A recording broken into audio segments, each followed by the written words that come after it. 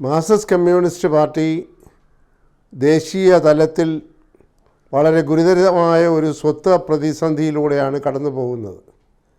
സ്വത്വ പ്രതിസന്ധി എന്ന് പറയുമ്പോൾ ഐഡൻറ്റിറ്റി ക്രൈസിസ് എന്ന് അതിനെ ഇംഗ്ലീഷിൽ തർജ്ജമ ചെയ്യാം.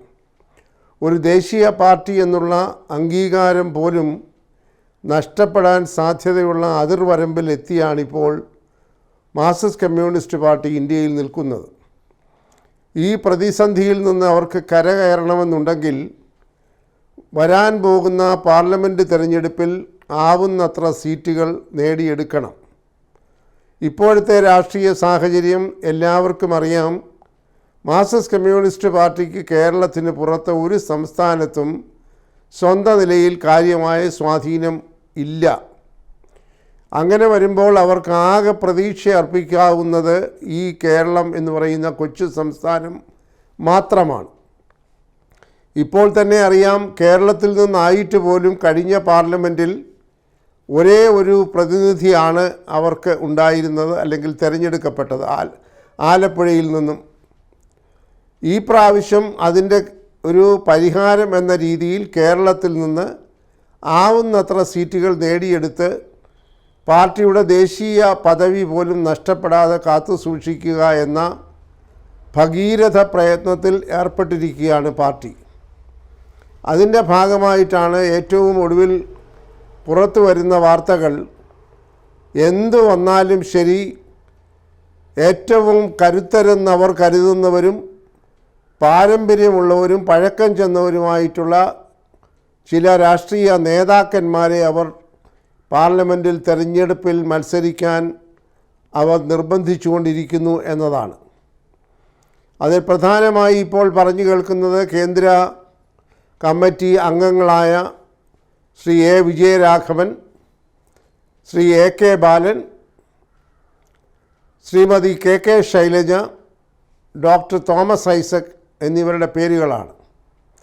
ഇവരൊക്കെ നമുക്കറിയാം, കേരളത്തിനകത്തും കേരളത്തിന് പുറത്തുമൊക്കെ രാഷ്ട്രീയ പാരമ്പര്യമുള്ള മാർക്സിസ്റ്റ് പാർട്ടി നേതാക്കൾ തന്നെയാണ്. അപ്പോൾ അവരെ ഈ പ്രാവശ്യം മത്സരിപ്പിച്ച് പാർലമെൻറ്റിൽ എങ്ങനെയെങ്കിലും കുറഞ്ഞ പക്ഷം 5 or 6 അല്ലെങ്കിൽ 20 സീറ്റുള്ളതിൽ 10 എങ്കിലും പരമാവധി നേടിയെടുക്കുക എന്ന ലക്ഷ്യത്തോടുകൂടി അവർ നീക്കങ്ങൾ ആരംഭിച്ചു കഴിഞ്ഞു. കെ കെ ശൈലജയും എ കെ ബാലനും ഒക്കെ താരതമ്യേന സംസ്ഥാന രാഷ്ട്രീയത്തിൽ ഒതുങ്ങി നിൽക്കാൻ ആഗ്രഹിക്കുന്നവരാണ്. ഡോക്ടർ തോമസ് ഐസക്കും ഏതാണ്ട് ആ ഒരു ചിന്താഗതിയുള്ള ആളാണ് നാളിതുവരെ. എന്നാൽ പാർട്ടിയുടെ നിർബന്ധത്തിന് വഴങ്ങി പാർലമെൻറ്റിലേക്ക് മത്സരിക്കണം എന്ന് പാർട്ടി ആവശ്യപ്പെട്ടാൽ ഈ നേതാക്കന്മാർക്ക് മാറി നിൽക്കാനാവുകയില്ല. അവർ കഴിഞ്ഞ പ്രാവശ്യം അവർക്കുണ്ടായ പരാജയം വിജയസാധ്യതയുള്ള സ്ഥാനാർത്ഥികളായിരുന്നില്ല 2019 തെരഞ്ഞെടുപ്പിൽ മത്സരിച്ചത് എന്നുള്ളതാണ്. ആ തരം ആക്ഷേപം പാർട്ടിക്കുള്ളിലും പാർട്ടിക്ക് പുറത്തും മുന്നണിക്കകത്തും പുറത്തും ഒക്കെ ഉണ്ടായിട്ടുണ്ട്. അതിൻ്റെ ഒരു പരിഹാരക്രിയ എന്നുകൂടി കണക്കെടുത്താണ് CPM പ്രത്യേകിച്ച് അവർക്ക് മുന്നണിയിൽ നിശ്ചയിച്ചിരിക്കുന്ന വിഹിതത്തിൽ വളരെ സീനിയറായിട്ടുള്ള നേതാക്കളെ ഇറക്കി പയറ്റാനായി ശ്രമിക്കുന്നത്. എത്ര കണ്ട് വിജയിക്കും എന്ന് കണ്ടു തന്നെ അറിയണം. കാരണം ഇപ്പോൾ മാർക്സിസ്റ്റ് കമ്മ്യൂണിസ്റ്റ് പാർട്ടിയും ഒരു ഏടാകൂടത്തിൽപ്പെട്ട് അവരുടെ വിശ്വാസ്യത അനുദിനം നഷ്ടപ്പെട്ടുകൊണ്ടിരിക്കുകയാണ് എന്ന ഒരു സത്യം നമ്മുടെ എല്ലാവരുടെയും മുൻപിലുണ്ട്. മാർക്സിസ്റ്റ് കമ്മ്യൂണിസ്റ്റ് പാർട്ടി എക്കാലവും വലിയ സംശുദ്ധമായിട്ടുള്ള പാർട്ടിയാണ്. ജനങ്ങൾക്ക് വേണ്ടി, തൊഴിലാളി വർഗത്തിന് വേണ്ടി, സാധാരണക്കാരന് വേണ്ടി നിൽക്കുന്ന പാർട്ടിയാണ് എന്നൊക്കെ കടുത്ത വാഗ്ധോരണി നിരന്തരമായി പുറപ്പെടുവിക്കുന്ന സ്വഭാവമുള്ളതാണ്. എന്നാൽ അതിനെല്ലാം വിരുദ്ധമായി ഇന്ന് കേരളത്തിലെ മുഖ്യമന്ത്രിയും മുഖ്യമന്ത്രിയുടെ കുടുംബവും ഒരു വലിയ ഏടാകൂടത്തിൽ പെട്ടുകിടക്കുകയാണ്. വളരെ ഗുരുതരമായ ഒരു പ്രതിസന്ധിയാണ് അവർ പ്രത്യേകിച്ചും പാർട്ടി മൊത്തത്തിലും നേരിട്ടുകൊണ്ടിരിക്കുന്നത്. ഇപ്പോൾ നടക്കുന്നതായ നിയമസഭാ സമ്മേളനത്തിൽ ഇത് സംബന്ധിച്ചുള്ള കടുത്ത വാഗ്വാദങ്ങൾ നടന്നുകൊണ്ടിരിക്കുകയാണ്. പ്രതിപക്ഷം ഇത് നല്ലൊരവസരമായി കരുതി വിനിയോഗിക്കുന്നുമുണ്ട്. അടിയന്തര പ്രമേയം, ശ്രദ്ധ ക്ഷണിക്കൽ പ്രമേയം തുടങ്ങിയവയോടൊക്കെ ഈ വിഷയം ആവർത്തിച്ച് നിയമസഭയിൽ പ്രതിപക്ഷം ഉന്നയിച്ചുകൊണ്ടിരിക്കുകയാണ്. എന്തിനു പറയട്ടെ, ഇതിനെ സംബന്ധിച്ചുള്ള ചോദ്യങ്ങൾക്കൊന്നും വ്യക്തമായി മറുപടി പറയാതെ മുഖ്യമന്ത്രി ശ്രീ പിണറായി വിജയൻ മറ്റെന്തെങ്കിലുമൊക്കെ പറഞ്ഞ് രക്ഷപ്പെട്ടുകൊണ്ടിരിക്കുന്ന ഒരുതരം നിസ്സഹായമായ അവസ്ഥയും ജനങ്ങൾ കണ്ടുകൊണ്ടിരിക്കുകയാണ്. ഏറ്റവും ഒടുവിൽ അറിയുന്നത്, ഇന്ന് അദ്ദേഹം നിയമസഭയിൽ ഹാജരാകാൻ പോലും കൂട്ടാക്കിയില്ല. കാരണം ഇത് സംബന്ധിച്ചുള്ള ചോദ്യങ്ങളും പ്രമേയങ്ങളും ഒക്കെ വരുമെന്നറിയാവുന്നത് കൊണ്ട് തൻ്റെ മകൾ കൂടി ഉൾപ്പെട്ടിരിക്കുന്നതായിട്ടുള്ള ഗുരുതരമായ അഴിമതി ആരോപണം ഭയന്ന് നിയമസഭയിൽ നിന്ന് വിട്ടുനിൽക്കുക പോലും ചെയ്യുകയാണ്. എന്തൊരു പരിതാപകരമായ അവസ്ഥയാണ്.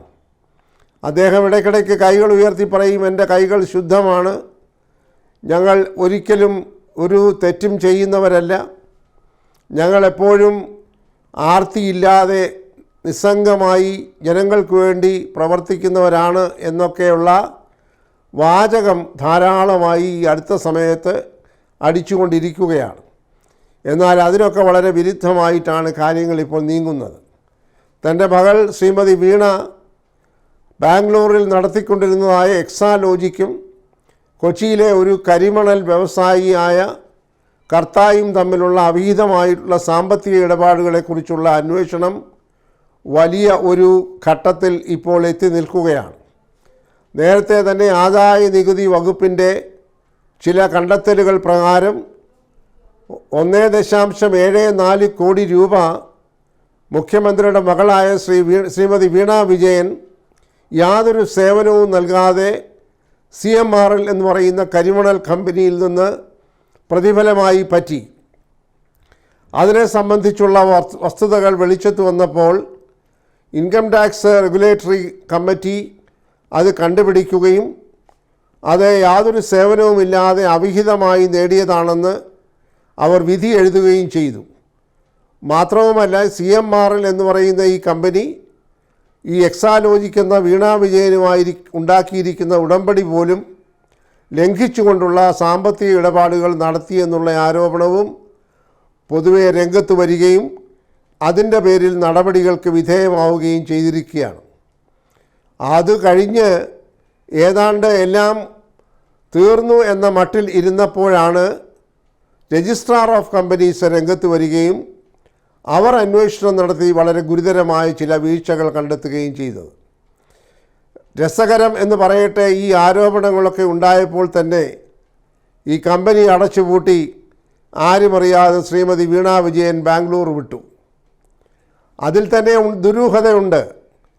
സുതാര്യതയില്ലാതെയാണ് ഈ കമ്പനി നടത്തിക്കൊണ്ടിരുന്നത്. വെറും ഒരു കടലാസ് കമ്പനിയായിരുന്നു.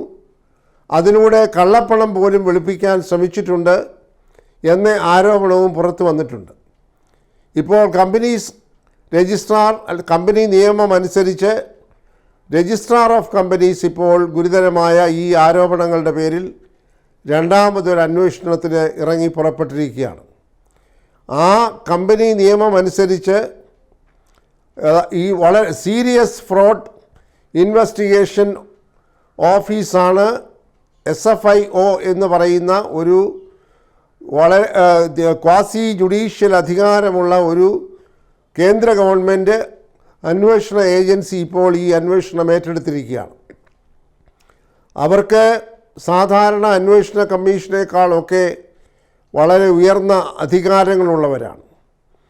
അവർ നടത്തിക്കൊണ്ടിരിക്കുന്ന അന്വേഷണം അതിൻ്റെ പ്രാരംഭഘട്ടത്തിലാണെങ്കിൽ പോലും ഏറ്റവും ഉയർന്ന ഉദ്യോഗസ്ഥന്മാർ അടങ്ങുന്ന ഒരു സംഘം കേന്ദ്ര ഗവൺമെൻറ്റിൻ്റെ കമ്പനി നിയമം അനുസരിച്ച് 8 മാസത്തിനുള്ളിൽ അന്വേഷണം പൂർത്തിയാക്കുവാൻ ത്വരിതഗതിയിൽ നീങ്ങിക്കൊണ്ടിരിക്കുകയാണ്. അപ്പോൾ ഇതിനകത്ത് പ്രഥമ ദൃഷ്ട്യാ തന്നെ ക്രമക്കേടുകളുണ്ട് എന്ന് കണ്ടതുകൊണ്ടാണ് കൂടുതൽ അധികാരമുള്ള ഈ SFIO അന്വേഷണത്തിന് ഇറങ്ങിയിരിക്കുന്നത്. അതിനെ സംബന്ധിച്ചും തക്കതായ യുക്തിസഹജമായ വിശ്വാസയോഗ്യമായിട്ടുള്ള ഒരു മറുപടിയും ശ്രീമതി വീണ വിജയനോ ശ്രീമതി വീണ വിജയൻ്റെ പിതാവായ കേരളത്തിൻ്റെ മുഖ്യമന്ത്രി ശ്രീ പിണറായി വിജയനോ അന്വേഷണ ഏജൻസികൾക്ക് നൽകിയിട്ടില്ല. നിയമസഭയിൽ ഉന്നയിക്കപ്പെട്ടിരിക്കുന്ന ചോദ്യങ്ങൾക്ക് തക്കതായ വിശദമായ മറുപടി നൽകിയിട്ടില്ല. എങ്ങനെയെങ്കിലും ഇതിൽ നിന്ന് രക്ഷപ്പെട്ട് ഒളിച്ചോടുന്ന ഒരു സമീപനമാണ് ഇപ്പോൾ മുഖ്യമന്ത്രി സ്വീകരിച്ചിരിക്കുന്നത്. അന്വേഷണം വളരെ ഗൗരവമായ തലത്തിലേക്ക് പോവുകയാണ്. അത് നടത്തുന്നതായ കണ്ടെത്തലുകൾ വലിയ പ്രത്യാഘാതങ്ങൾ രാഷ്ട്രീയ രംഗത്ത് കേരളത്തിൽ പ്രത്യേകിച്ചുണ്ടാക്കും എന്ന കാര്യത്തിൽ യാതൊരു സംശയവുമില്ല. ഏറ്റവും ഒടുവിൽ പ്രതിപക്ഷ നേതാവ് ഇന്ന് വാർത്താ സമ്മേളനം നടത്തി പറഞ്ഞിരിക്കുകയാണ്, ഒരു നിമിഷം പോലും ശ്രീ പിണറായി വിജയന് മുഖ്യമന്ത്രി കസേരയിൽ ഇരിക്കാൻ അവകാശമില്ല, രാജിവെക്കണമെന്നവർ പച്ചയായി പറഞ്ഞു കഴിഞ്ഞിരിക്കുന്നു. അപ്പോൾ ഇനിയും ഇതിൽ നിന്ന് അത്ര എളുപ്പത്തിൽ രക്ഷപ്പെടാൻ കഴിയുമെന്ന് തോന്നുന്നില്ല.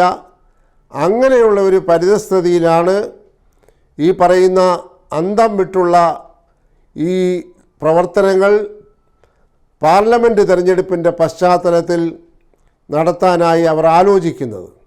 എങ്ങനെ പറഞ്ഞാലും ഇതിൻ്റേതായിട്ടുള്ള കാർമേഘങ്ങൾ പാർട്ടിയുടെ മേൽ ഉരുണ്ടു വരികയാണ്. തെരഞ്ഞെടുപ്പിലും ഈ ആരോപണങ്ങൾക്ക് അവർ മറുപടി പറയേണ്ടതായിട്ട് വരും. അതുകൊണ്ട് അവരുടെ അസ്തിത്വ പ്രതിസന്ധി ഇപ്പോഴും വളരെ ഗൗരവമായ ഘട്ടത്തിലെത്തി നിൽക്കുകയാണ്.